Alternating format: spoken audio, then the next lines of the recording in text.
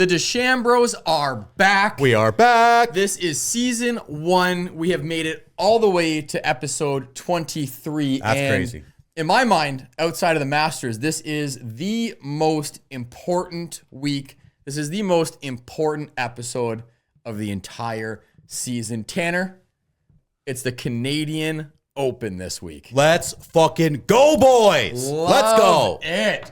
So this year, obviously, Canadian Open moves around. We are at TPC Toronto. It's actually the first time that the PGA Tour has used TPC Toronto. So there's not actually too much course history or knowledge around the field this week. There's not. And I mean, I have a bit of knowledge. I mean, this is kind of the fun thing about where we live. I mean, we're only about an hour and a half away from TPC. You've played there, Toronto. Haven't you? I have played there. I have played the North played Course. At the North Course I sure since 2023? No. So when we went and played, God, this has got to be 2018, 2019. I'm talking like first, second year as a golfer. Don't even know how to swing a club. And to be honest with you, I wish I remembered more about it. Like I remember hitting it into the trees with a 6-iron, dropping and hitting it directly into the trees again. Yep. I remember putting off of the green, chipping back on, and putting off of the green again. Oh, wow. Yep. So it was definitely in, not that I'm a good golfer now, but it was definitely in my horrific golf days that I did play it. So I don't think I appreciated it enough. And to be honest, Tanner, I was drinking a hell of a lot back then too. So I don't remember a whole lot, but you know, what I do remember, it's going to be a fun tournament this weekend. Yeah, you know, I purposely avoided those places when we first started because, I mean, even now, it's like I feel like I'm going to go there and be frustrated and shoot a 120 and be like, why am I not shooting a 98 like I normally am, right? Like, but like that's the real, like, you know what I'm saying, right? Yeah, 100%. Yeah, so I mean, I'm excited about that here, right? It's our national open, right? It's a great week. Very excited, like you said. This year, in 2023, we mentioned a little earlier, they did a little renovation to this course and turned it into a championship caliber course. They did. A whole big renovation, brand new clubhouse, brand new locker room, brand new course, pretty much. Yeah, brand new course. It's a weird one, right? So it plays at 7,400 yards. It's a par 70. There's only 2 par 5s on the entire course. It's hole 1 and hole 18, which is pretty unique, right? It's kind of a bookend to the course there. But there's 6 par 4s that are over 480 yards. One of them over 530 yards. It plays long, even though it's a par 70 course. One of the holes, actually, one of the par 5s there, it has a false front green, and your second shot is 250 over water. So if you don't clear it, you're going right back in. It's going to be tempting players to play that risk or reward kind of the entire weekend long here. There's 156 golfers in the field this weekend, and 65 are going to make the cut. This course, again, it's never been featured on tour, so there's no course history to take a look at. However, one of our Canadian boys, Taylor Pendrith, grew up around the corner from the course and played it a lot. Now, I'm not sure if he's played since the 2023 renovations, but, you know. I'm sure he has. I mean, if he's smart, he definitely would have. Yeah, exactly, right? But, I mean, I'm excited for this event. I've said it on this pod 100 times. Like, Canadian golf is in a really, really good place right now. And after we kind of talk about some of these Canadian golfers, it's going to kind of be a little bit more obvious that this is probably one of the best eras for Canada in golf right now. For sure. And there's a really good opportunity. I mean, the field this year that I'm really excited about is decently strong, man. I mean, Rory's coming back. It's going to be great to be able to go out there on the grounds and watch Rory play. You got Luddy. Luddy's going to be there. Justin Rose is coming down. Like Shane Lowry's coming back again. I think it's like 16 or 17 of the top 50 are going to be there this week. And that's a really strong showing for the Canadian Open. It's, you know what I mean? Especially because we're sandwiched in between signature and major. And I mean, that's the nice thing about it too. It almost seems like some of these, you know, bigger names are using this as a little bit of a tune-up tournament going into the U.S. Open. So I think we're right there. We're in the schedule in a great spot to be able to capitalize on some good players playing some good golf, and we get to go watch it live. So that's a sweet thing too. Yeah. I mean, I wish I was going this year. Get to. Yeah. I'm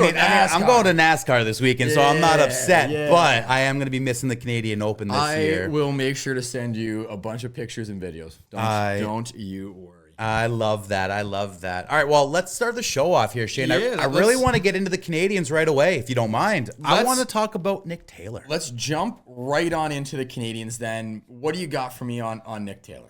All right, so good old Canadian boy who has won this Canadian Open once in 2023. A little bit of an up and down golfer, but he's kind of showing a little bit of strength this year. So he's got a win this year at the Sony Open, which was way back in January, and most people probably forgot about that by now. I know I did. I completely forgot that he won this year. I was doing my research, and I'm like, oh man, top 4 is you know what I mean? Is his top position so far this year. Fucking completely forgot about the Sony. Completely. Yep. So he's got the Sony Open. He's made 12 of 15 cuts so far this year, right? He's only been cut 3 times, which have happened the last 2-3 months. However, he did just finish 4th at the Genesis last weekend, which was a very tough course, especially on the weekend side of things. He's 29th strokes gained total, sorry. He's 13th approach to the green. He's 20th in driving accuracy.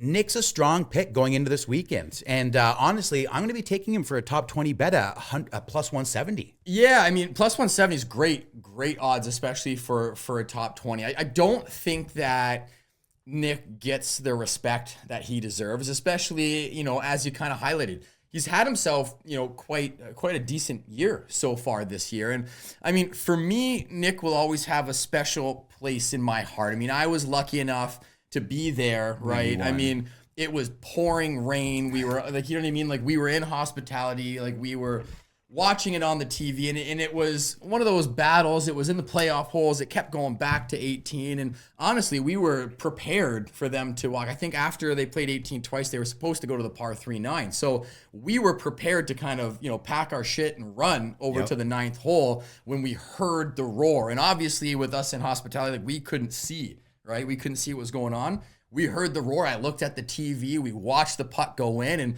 I mean, Tanner, if you could have been there, it was beautiful. I jumped up on the table. We were chanting Big Dick Nick. Like it was, it's definitely, you know, top 2, maybe the best moment that I've ever had since, you know, following the game of golf personally. So Nick will always have that kind of place in my heart. Now, as you mentioned, Nick is typically a very up and down player. So since that, you know, win and since that big high that he gave me in my life, you know, living vicariously through him, it's been kind of a roller coaster covering him ever since, right? I mean, especially coming back to the Canadian Open last year and then missing the cut. It was a bit of a dud. Like I didn't think that he was going to follow it up and win and you know what I mean? And defend his title, but missing the cut was tough to watch. So there was that to it too. I mean, for me, the number one most notable name that I'm looking at as a Canadian going in is Corey Conners, man. Like I have some notes here. Let's bring this back up. So for me, like we've talked about it plenty of times in the past on this podcast. It's been a phenomenal year for Corey Conners. It has. If we take a look at it, like so far, Corey has 4 top 10s. Highlighted with a 3rd place finish at the Arnold Palmer. So big event for him to play some big boy golf. He has 5 top 10s. You need to keep looking back in history. It's been 6 10s. months of golf, so you got to scroll when you're looking, my friend. Scrolling. He's got 5. Yep. I'm going to say 3 additional top 20s, but I'm sure he has another one. He's got 10 top 25s. See, fucking there we 10 go. top 25s out of 14 events. I'm looking at his past 10 events, I guess. Anyways, let's move on. His history at the Canadian Open the last 3 years, because I have that. Yep, love this. Let's go. Talk 6th to me. last year, T20, 2023, and 6th in 2022. So not only is Corey having, you know, a historic Corey Conners season, the Canadian Open is somewhere where he also historically plays well. The bet that I was looking at that kind of interested me, like top 20, great bet to kind of play around with. I picked Corey Conners as the top Canadian finish at plus 260. So he's going to be going, you know, head to head against our guy Nick Taylor there for a higher spot. He's also going against guys like Taylor Pendrith, right? He's having a pretty decent season as well. He was plus 360 if you wanted to pick him for top Canadian. Nick Taylor, again, not getting the respect he deserves, plus 500, right? And then Mackenzie Hughes, plus 500 as well. So there are some big names he's going up against. But when I look at their season side by side and I look at their history at the Canadian Open side by side, to me, Corey Conners was the clear-cut pick for top Canadian. Yeah, I mean, I'm really high on Corey Conners this week as well. I'm going to throw some more stats at you just to kind of verify how high I am on him, and then I'll kind of tell you about my bet here. 21st strokes gained total. He's 9th strokes gained off the tee, 13th driving accuracy, 18th greens in regulation. He's done everything but win this year. Yeah. Right? I mean, he's got 2 wins on tour at the exact same course at the Valero, right? I think he has positioned himself to be in a really good spot to go out and get his first win on tour this year, his first win on tour at a different course than the Valero, and to represent Canada. And I actually sprinkled a little bit of fairy dust on a plus 1900 Corey Conners to get the win. No shit. I'm going for an outright winner bet. I love it. I think I'm a homer. Like, you're going to find out this week I'm going to be a homer. I got a lot of Canadians on my card. I agree with you. I think Corey Conners is the best Canadian so far, like this year. Probably the best last year as well, right? He's just Mr. Consistency, right? Yeah. He's got 10 top 25s out of 14 events this year. When he's not getting a top 25, I don't know. It's just, he's primed to make a move this week. Like you said, Absolutely. He's got good history at this event, not this course specifically. But I'm excited about Corey. I got him at plus 1900 for the win this week. That's a beautiful, beautiful bet. And that is far, far from our betting favorite. So if we want to kind of switch gears off the Canadians for a little bit, I wanted to talk a little bit about Rory. Okay. Our guy, Rory. So Rory, of course, is the betting favorite this week. He's plus 450. And I mean, I'm really excited. I mentioned this earlier before. I'm excited to see Rory play in the Canadian Open again. I'm excited to see him play in person again. And like, this is an event that Rory consistently plays well as well, right? Yep. Going all the way back to 2019, he won it, right? Next time he played it, successfully defended, he won it again in 2022. I was there to see that as well. 2023, T9, 2024, T4. So Rory loves playing in Canada, and he plays very, very well when he comes here. My big question when it comes to Rory, and I'm going to get in kind of where I'm avoiding him going into this week, is kind of what's going on in the head of Rory right now. And I'm trying to understand exactly where his mind is at with the game of golf. We kind of talked about obviously how he missed last week at the Memorial, and what does that mean? I mean, Jack doesn't see it as, a personal attack. Obviously, he doesn't want to play 4 weeks in a row going into the US Open, and I get that, right? So was it a big fuck you to the PGA Tour? I don't see it that way, but what has he kind of done since the Masters? And that's where my mind's at, right? Like, I was really excited when he got that, monkey off the back and he won the Masters. And I was talking about how, I felt Rory was going to be freed up and like all of the success that was coming his way. And then what did he do, right? So, I mean, it's been kind of the opposite. Yeah, well, T12 at the Zurich with Shane. So he had a little bit of fun, right? Followed that up with a T7 at the Truist, and then kind of laid an egg at the PGA Championship. And that was really where I thought he was going to put it on, and he was going to show us like, hey, I'm going to rack up multiple majors this year, right? But a T47 was pretty disappointing to see at the PGA Championship, and we haven't really seen him since. He's been not the most open with media. He interviewed today. I did see that. Yeah. He interviewed today. He talked a little bit about things, and I think we kind of take these athletes for granted, right? And want every emotion at every moment. And I think their job is truthfully to protect not only their image, but as he was explaining today, he was protecting TaylorMade's image. He was protecting Scotty's image. He was protecting a lot because, number one, it wasn't supposed to be leaked that these things happened. Yep. He knew Scotty's driver was also disqualified, and he didn't want to open up a can of worms with that, deflect this, that, the other. He didn't want to say something out of frustration because he was frustrated that there was only 2 media members that knew. And so obviously one of them said something. And so in that moment, he's like, hey, I have a choice. I can go home and say goodnight to my daughter, or I can sit here and get pestered with questions about something I don't really want to talk about right now because I'm frustrated. Yeah. And he went home. I would have done the goddamn exact same. Yeah. Right?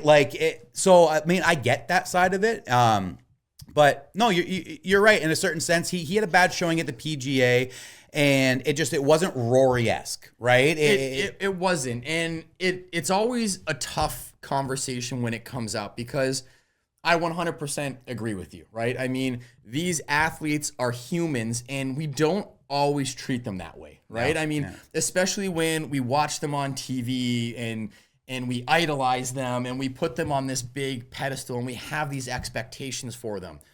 On the flip side of that coin, that is why you get paid millions upon millions upon millions of dollars, because I want to hear at home how you feel about how they took your driver away coming in this week. That's a storyline that I, as the consumer that watches your product, that gives you the ratings, that pays your fucking bills, I want to know, right? And it's a kind of catch-22 for me. I respect how he didn't want to talk about it, but at the same point in time, that's why you get paid millions upon millions of dollars more than I get paid, because you have to answer those questions because we, the consumers, want to know. It's tough. I would love Rory to go out there and do a Marshawn Lynch. I'm just here because you want to hear my emotions. Yeah, I'm just here so I don't get fined.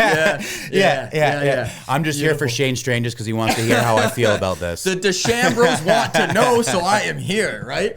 Yeah, and I get it. But going into it, I was getting kind of back into the bet and away from Rory's personal life. A bet that really interests me, and I'm kind of going away from my typical way of betting, and I'm honestly going a little bit closer to, like a Tanner pick here. But let's have some fun. That really popped out to me that I thought was going to be fun watching this week.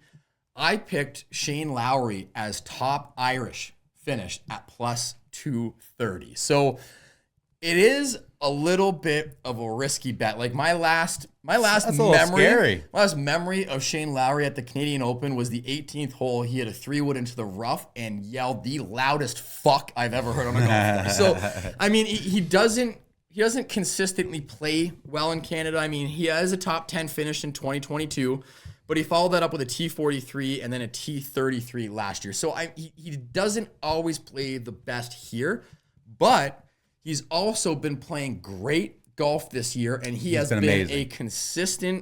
a consistent bet for me to cash.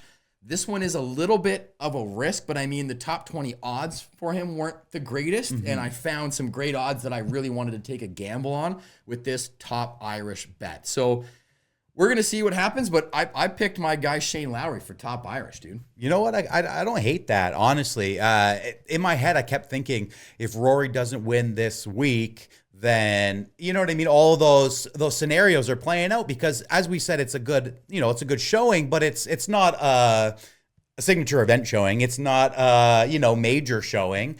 So Rory is the favorite for a reason. He should come out here and have a strong showing. But I mean, I put Corey Connors in to win, right? Like I also agree with you. Where is his head at? I mean, we famously quoted 180 times on this. This is the year of Rory, and it's kind of slowed down a little bit. But I think that's because that's where our head's at, both of us, in the sense of where Rory is. So and it might also be an elevated sense of expectation, right? Especially with the high of that win at the Masters. Like I'm still coming down off that drug. You know what I mean? So I think that if he didn't finish up his win at the Masters with 3 wins in a row, I don't think it would have, lived up to the amount of hype that I was looking forward to. Obviously, it's super, unrealistic to expect, but Masters 18th green celebration compared to PGA celebration, night and day. Rory all day, and I'm a Scotty guy, but it's Rory all day, and that meant way fucking more, and I could tell. You know what I mean? Sagatti goes up there and he gets that fake hat throw down like a freaking Terminator. Like, I get it, dude. You're the best. Get over yourself, man. Get over it. You didn't cry. Doesn't mean that much, does it? Your kid's got shit on him, all right? Oh man, let's move on. What else? What else you got for me this week, Tim? I'm gonna bring up one more Canadian boy for you. Our guy Taylor Pendrith. Let's talk Taylor. I kind of skimmed over top of him, and I don't think we should have skimmed. So no, it's all good. It's all good. I mean, Taylor's another Canadian playing decent golf the past few weeks. T12 at the Memorial, a T5 at the PGA. He's looking sharp coming into the Canadian Open. Another good Canadian boy here. Strokes gained total 33rd on tour. Strokes gained off the tee 4th. Strokes gained approach to the green 31st. Total driving 5th. Greens in regulation 6th. The Canadians are all out to play this weekend, dude. They're coming. I actually have him at a plus 230 for a top 10. I don't mind that. I mean, and this is just more personal really than anything. I mean, you have some great statistics to back that up. Taylor Pendrith as a top 10 makes me nervous. And I mean, as a top 20 bet, obviously I'd feel a little bit more comfortable. I think he was at minus odds once we got up to top 20. I'm not even sure. I'll look it up right now. Yeah. No, it's a plus 110 for a top 20. So even money, right? Yeah. So, I mean, a top 20, I would be a hell of a lot more confident. I think it's a little bit of a risk going with a top 10. But, I mean, he's got a couple of top 5s, you know what I mean, on his year already. But he also has a boatload of missed cuts, too. And, like, Taylor, he's just one of those players that I'm always excited to see him play well, but I'm never confident that he's going to. Well, see, here's the thing. In my head, I felt like Taylor started the year off really hot, right? Like he played really well in the first few months, tailed off a little bit in the middle there. And in his last few showings, including the PGA, he's done really well, right? 5th at the PGA, a hard course. And he had T12 at Memorial, another really hard course. Like last weekend was intense, right? So I think he's kind of showing that he's back to that beginning of the year, just in time for the Canadian Open. And I really do think the Canadian Open means something to these Canadian boys. I really do. So, and that's 100%. Why I'm high on them. 100%. On top of, all the stats I listed out, like these guys are in the top 30 for all of the main categories of stats here, right? And I think this course, because it plays long with all his par 4s, he's going to have an advantage. Him and Corey Connors with the distance, dude. Yeah, and I 100% agree with you. I mean, like, this is a major championship to the Canadians. You know what I mean? And might not have the rough to show it, but but I mean, like, this is another reason why, I advocate so much for this becoming a signature event. Like, and again, it's a whole lot of bias, but going to the event as a Canadian, like they have the rink, right, which is always a fun place to have. Every time a Canadian steps foot on the tee block, we always sing "Oh Canada." We're banging the boards. They sing the anthem with us. They wave to the crowd. Like, this is their tournament. You can see the added level of hype that they get from the crowd, and they feed off that, right? And with Canadian players having such big momentum going in and having such good seasons so far, that momentum is only going to be carried by us. You know what I mean? The fans and the spectators that are going to be there. So, yeah, I mean, I couldn't have said it any better, honestly, right? I'm really excited for this weekend. I think Taylor's got a really good chance there. I had something within what you said there, but my ADD brain kind of lost it in translation. So I might come back to you with something randomly that makes zero sense in the moment, but it's going to get out when it gets out. Well, I have some really big excitement for this next bet that I have too. This one is, I'd say a super dark horse, especially for the way that his game has been, so far, pretty much the whole end of last season and the whole beginning of this season. I picked my guy, Max Homa, for a top 20 bet. I'm going to tell you why. I know you're looking at me like that, but let me tell you why. So top 20 bet from Max Homa was plus 220. And obviously Max is down bad. I mean, he's had a lot of changes. Let me finish this one. I know you want to tear this take apart, but let me fucking get through this. So he's gone through a lot of changes this year. He changed all of his sponsors. He's changed his caddies multiple times. The big thing that I see here with Max is last week, right, Max played in the U.S. Open qualifier, okay? He sure did. The longest day in golf. And not only did he play in it, but... Jinx, you owe me a pop. Soda pop. Not only did he play in it, Max carried his own bag for all 36 holes, and he ended up losing in a playoff to not get into the U.S. Open. So He played by himself. He carried his own bag. He played well. And here's kind of where I stand with this, and I'm standing side by side with Max in this. As a personal golfer and a personal player who has, his own roller coaster of a career and has his ups and downs and will, shoot his personal best and then not be able to break 90 and then get back down to breaking 80. And it's all over the place. I always find my favorite thing to do when I'm struggling with my game is I go to our local muni, I bring my bag, right? I don't carry it on my shoulders, I put it on the cart, but I play a solo round by myself. And it really allows me kind of to get grounded back into the game of golf. There's no pressure, you're not playing with your friends, you're not hitting a bad shot and getting chirped or whatever happens to be. It's just you, it's the golf course, and whether I put on, some soft music in the background or I just literally listen to the fucking birds chirp, it really brings my passion back for the game and kind of settles me. And in my opinion, what I'm seeing is Max did that this week with the US Open qualifier. He went back to his roots, back to simplifying the game. It was just him and his bag and the golf course, and he did really fucking well. And I think that he's going to be able to carry that emotion into this tournament. And is he going to win it? I don't think so. I'm thinking he gets a top 20.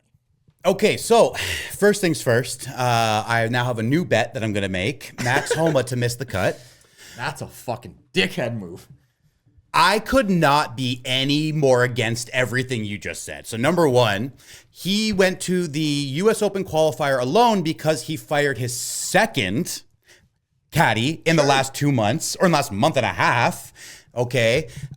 He is playing the worst golf of his entire career. He is so far in his head that he had 2 putts to just make the US Open, but he 3-putt to make a playoff that he lost. I think that's worse for your mentals than anything, knowing that you had 2 putts to get it and you couldn't do it, right? Let's take a look at his finishes this year, okay? I'm going to go through all of them, okay? 13 events. T26, so wouldn't have cashed. Withdrew. T53 wouldn't have cashed. Cut. T12, he would have cashed. 70th, wouldn't have cashed. T30th wouldn't have cashed. T60th wouldn't have cashed. T51 wouldn't have cashed. What part of his game makes you think he's going to come close to even making the cut? Never mind a top 20. I think he has a better chance to miss the cut than he does to make a top 20. I'll tell you one thing, okay? So I already told you starting this podcast, I'm not betting to my normal betting. I'm having some fun. I'm taking the Tanner route. I do like that, but this ain't fun. That's a whole lot of fun. This is a player. That's an anxiety headache. Nah, not really. This is a player that I enjoy watching. This is a player whose personality I enjoy. And this is a player who's been going through a tough time. And everybody who's going through a tough time that gets out of that tough time, there's going to be a tournament where it turns around for them.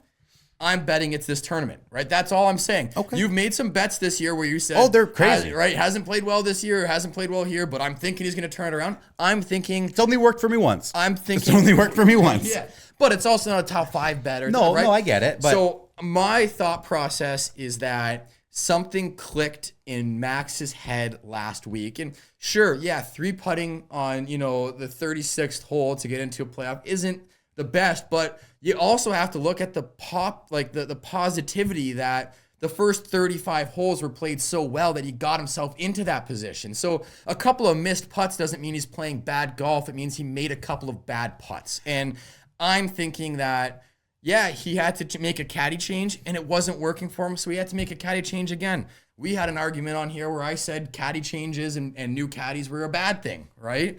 So it's obviously wasn't working out for him, and he had to move on. That's something that you took as a positive going into to different player. Yeah, different player, but we're also talking about someone who came second in the Masters. Like, you know what I mean? Like, this is not this year. No, of course not. But this is a player who has played well. This is a player who knows how to play well. This is a player who has found himself in a very dark place and is trying to climb out. And this is a player who I think is going to climb out of that dark place this week. Okay. Well, hey. All right. Well, in that spirit, my next top 20 pick is Harry Higgs. He's having a bad year, and I love my boy Harry Higgs. So I'm going to throw him in every opportunity I get, dog. Every opportunity. My God. Hey, on that note, though, I'm actually got somebody I'm going to fade this week, okay? And it's not Max Homa. It's not Max Homa. It's not Max Homa. But this fade's going to kind of coincide perfectly with a unique bet I found that I really like this week as well. All right, okay? here you go. I'm going to be fading the returning champion, okay? Bobby Mack, Robert McIntyre. Now, call me a hater, right? But nothing about his game says that he can repeat at a new course this year, right? I went into this thinking his only win was last year at the Canadian Open. It wasn't. He won 2 Opens last year. Okay. Right. But he hasn't. Was it Scottish? Yeah. Right? His own Open. Our Open and his own Open. That's yeah. Right. Yep. But he really hasn't flashed to that level yet this year, right? He's one of the shorter drivers on tour, sitting at 120th in driver distance, and his strokes gained putting is 107th, right? Now, I don't by any means think he's trash, right? He's 24th strokes gained total, 20th off the tee, and 25th approach to the green. I just think that this course demands distance in the driver, and strong putting is going to be important because no one knows these greens yet, right? So there's no advantage because I know the green versus you don't know the green. It's, am I a good putter? Am I a bad putter? 107th putter, I don't think he's got a chance to make noise this week, right? Yeah. But that coincides with a fun bet that I found here, right? So Taylor Pendrith over Robert McIntyre at minus 115, 72 hole matchup. Not bad. If I like Taylor Pendrith for a top 10, then I sure as hell like him at minus 115 against Bobby Mack. Yeah, I don't mind that bet at all. That's something I can stand behind as well. As obviously with my bets this week, I've gone a little bit crazy. I've gone, chasing the odds a little bit here, and it is what it is. Usually I'm playing a little bit more conservatively, but it's the fucking Canadian Open. Let's have some fun, baby. Hey. So I love that bet because I believe in it 100% as well. Like you're saying I don't want to sound like a hater. Like I'm not the biggest Bobby Mack guy either. He just doesn't do it for me. And I mean, honestly, watching him win last year didn't really do it for me. It's almost disappointing. It was. And I mean, we had Joel Damon who was having a great, a great weekend, and that was exciting to watch, right? Yeah. And so there was a lot. There was other storylines I was hoping for, like the Bobby Mack thing just didn't really do it for me. I mean, once I found out it was his dad on the bag and he got that win with his dad, I was like, fucking right. Yeah, that did it for me. Yeah, you get that win. But before I almost forgot about that, actually. Yeah. So, talk about 18th green moments. I like that shit. Yeah, but then when he won the Scottish Open, I was like, yeah, whatever. You know what I mean? Like he just doesn't really do it for me. I mean, maybe it's too. I mean, I'm a Team USA Ryder Cupper, and you know what I mean. He's on the European side, so it's nothing. It's just he just doesn't do it for me. He never has. He's got an attitude towards media as well. He's got an attitude towards other players. He's got some big old teeth too. Yeah, he just seems like that guy in the locker room that like I don't want to talk to. And he looks like if I was on a tee sheet and I was like, oh fuck, I'm paired with Bobby. He seems, I don't know him. I don't know him from Adam. You know what I mean? But he seems like that kind of player where it's like, oh, he's playing this week. You know what I mean? Yeah, and he doesn't do it for me either. So picking a Canadian over him, I'm all for it. And picking for anyone really over him, I'm cool with too. So love it. All right, I got one more thing because I did remember what I was going to say earlier, and it's I got a question for you, right? Going back to the Canadian Open isn't a signature event, okay? Do you think that's because there's only 6 Canadian golfers on tour? And if we had 15, if we had higher numbers and we were winning more tournaments year over year, would there be more of an importance on the PGA Tour to promote our Canadian Open? And do you think that has like a direct reflection on the fact that it's not a signature event, minus where it is in the schedule, right? Take that away, but. Yeah, so great question. I think that when the PGA Tour was looking at the signature event, right, like they had specific events already in mind. They had specific sponsors already in mind in specific areas, you know what I mean, in terms of the schedule.